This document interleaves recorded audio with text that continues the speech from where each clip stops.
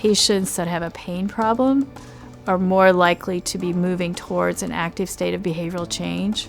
That loss of function, pain, loss of sleep, loss of being able to do things you want to do with loved ones, when that crashes on you, that sometimes is when you're ready, I got to change this. If a patient comes to me and starts to ask questions, open the door wider.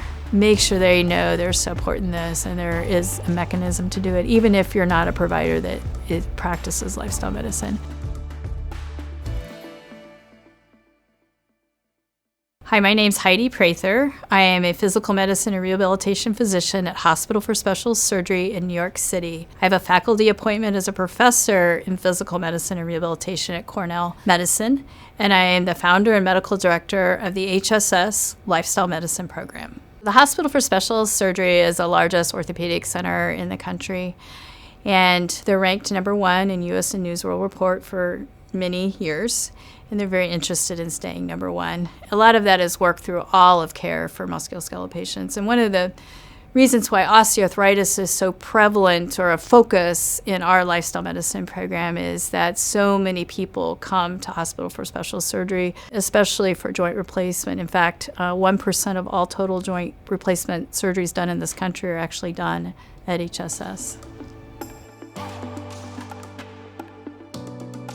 So the links between osteoarthritis and type 2 diabetes are very evident in the literature. Nearly 60% of people in the United States with osteoarthritis have what we call phenotypic metabolic type osteoarthritis. And what that means is their metabolic load, which is inflammation in their body that is related to chronic disease, obesity, overweight, type 2 diabetes, are all a part of that metabolic load. So in fact, the metabolic load of type 2 diabetes has a huge impact on osteoarthritis in this country. When I start working with a patient who has type 2 diabetes and osteoarthritis, one of the first things is to link the two together. When I see patients now, and maybe it's just the beginning of their care for osteoarthritis, gosh, my knee is swollen today. Well, what'd you have for dinner last night? Well, I had some pizza for dinner last night. And when you start to marry the concepts together, that the pizza you ate last night and then the swollen knee today that hurts, and how that's both related to your type 2 diabetes, the inspiration for improving your type 2 diabetes just went up a few notches.